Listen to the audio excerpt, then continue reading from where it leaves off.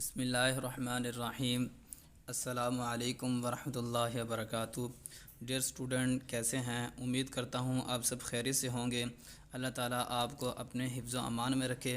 تو آج کا ہمارا جو لیکچر ہے وہ ہے ترجمۃ القرآن کی سورۃ النساء کا آخری لیکچر ہے، جو بورڈ والوں نے آیتیں سلیکٹ کی ہیں ان میں سے آخری لیکچر ہے سورۃ النساء کا۔ یہ آیت نمبر ہے 58 اور 59۔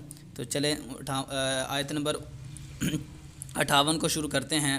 سب سے پہلے الفاظ کے میننگ، پھر اس کا بامحاورہ ترجمہ، اور اگر کوئی تشریح ہوگی تو تشریح بھی دیکھیں گے۔ چلیں شروع کرتے ہیں۔ بسم اللہ الرحمن الرحیم۔ ان اللہ یأمرکم ان تؤدوا الامانات الی اہلہا وَإِذَا حَكَمْتُمْ بَيْنَ النَّاسِ أَن تَحْكُمُوا بِالْعَدْلِ إِنَّ اللَّهَ نِعِمَّا يَعِظُكُمْ بِهِ إِنَّ اللَّهَ كَانَ سَمِيعًا بَصِيرًا۔ یہ آیت ایک ہوگی، اس کا بھی لفظی ترجمہ دیکھیں۔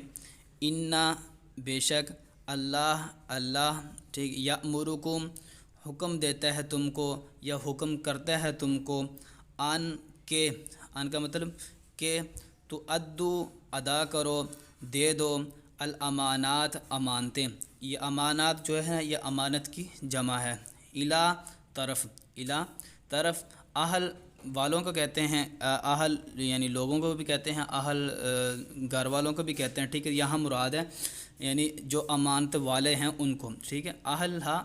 اہلیہا ان کی طرف، اہلیہا کا ترجمہ یہاں آسان دیکھیں، امانت والے جن کی امانتیں ہیں ان کی طرف۔ وَإِذَا حَكَمْتُمْ، وَإِذَا اور جب، واو کا مطلب اور، اذا جب، اور جب حکمتم تم فیصلہ کرو، بین الناس بین درمیان، الناس لوگوں، اور جب تم فیصلہ کرو لوگوں کے درمیان، ان کے تحکمو تو فیصلہ کرو، بالعدل انصاف کے ساتھ، ان بے شک اللہ نعمہ بہت اچھی، نعمہ بہت اچھی یا بھلی بات، ٹھیک ہے، یعظکم نصیحت کرتا ہے تم کو، بھی اس سے، ان اللہ بے شک اللہ کان ہے، سمیعاً سننے والا، بصیراً دیکھنے والا، ٹھیک ہے۔ یہ آیت کا لفظی ترجمہ ہو گیا۔ ابھی اس کا بامحاورہ ترجمہ دیکھیں۔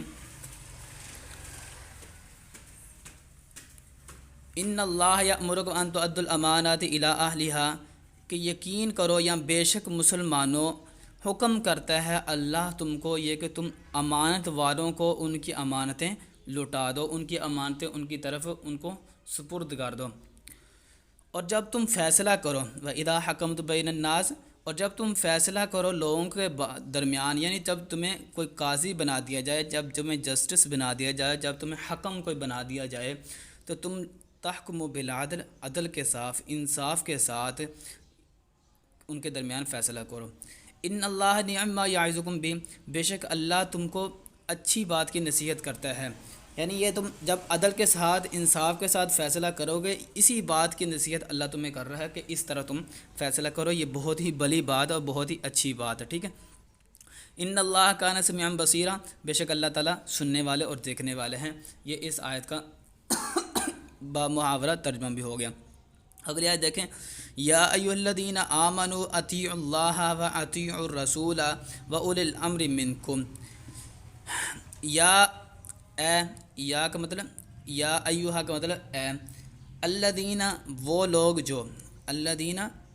لوگ جو آمنوا ایمان لائے، اطیعوا کا مطلب اطاعت کرو، اللہ و اطیعوا اور اطاعت کرو، الرسول رسول کی، و اولی الامر وہ کا مطلب اور، اولی الامر بادشاہ کی، یا اولی الامر صاحب اختیار کی یا حکم کی، ٹھیک ہے، منکم تم میں سے۔ فَإِن تَنَازَعْتُمْ فِي شَيْءٍ فَرُدُّوهُ إِلَى اللَّهِ وَالرَّسُولِ إِن كُنتُمْ تُؤْمِنُونَ بِاللَّهِ وَالْيَوْمِ الْآخِرِ۔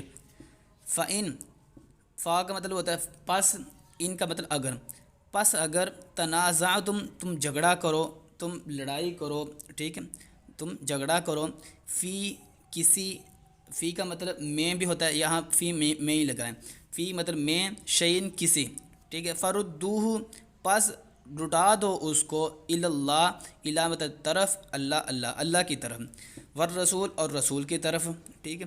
ان کنتم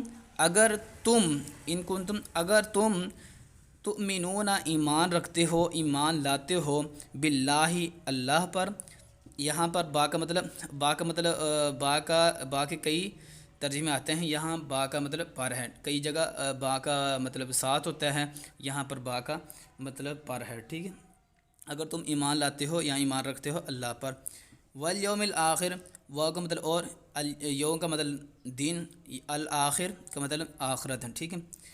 ذالک خیر و احسن تأویلا، ذالک کا مطلب یہ، خیر بہتر ہے، و احسن اور بہت ہی اچھا، احسن کا مطلب اچھا نہیں صرف کرنا، احسن اس میں تفضیل کا صیغہ ہے، اس کا مطلب بہت اچھا، تأویلا انجام، ٹھیک ہے۔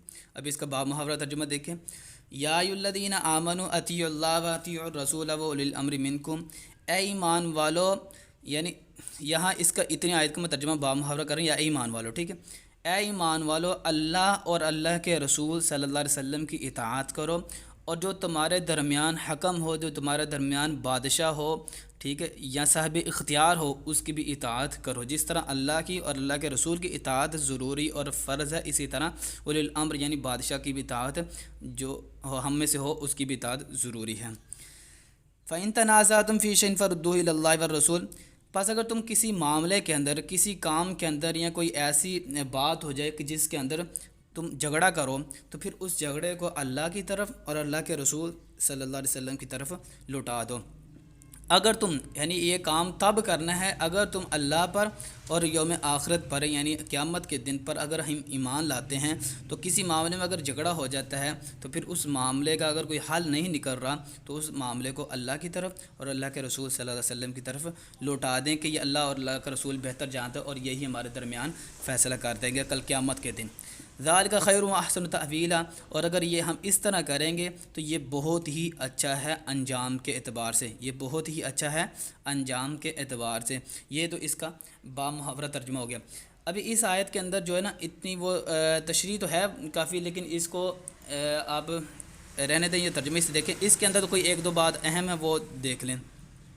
سب سے پہلی بات یہ ہے کہ اولی الامر سے مراد کیا ہے، اولی الامر سے مراد کیا ہے۔ تو اولی الامر کی تفسیر کے اندر مفسرین کرام نے کئی یعنی توجیہ کی ہیں، کئی یعنی وہ انہوں نے بات بیان کی ہیں کہ اولی الامر سے مراد یہ ہے۔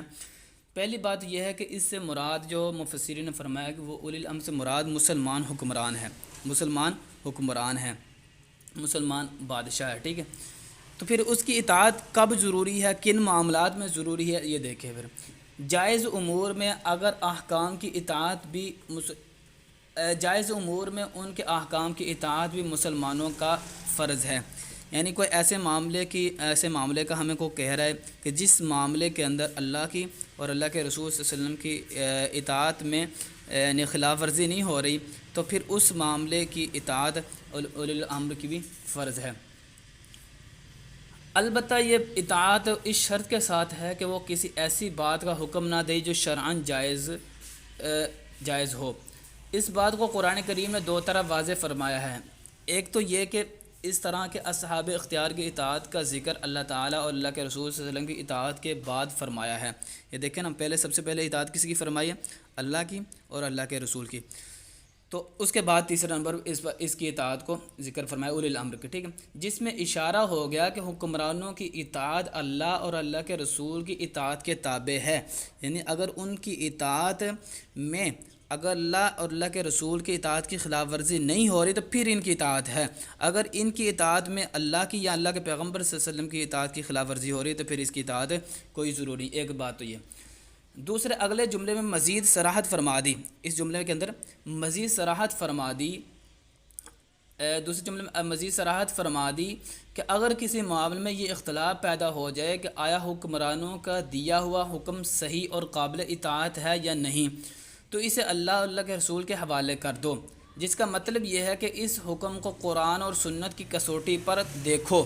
قرآن و سنت یعنی کوئی ایسا معاملہ ہو گیا کہ اولی الامر نے کہا کہ یہ کام کرو، تو لیکن جب یہ کسی اولی الامر بادشاہ نے کہا یہ کام کرو تو اس معاملے کو سب سے پہلے کہاں دیکھیں گے ہم؟ اللہ کے فرامین کے اندر، یعنی قرآن کے اندر دیکھیں گے اور نبی کریم صلی اللہ علیہ وسلم کی احادیث میں دیکھیں گے۔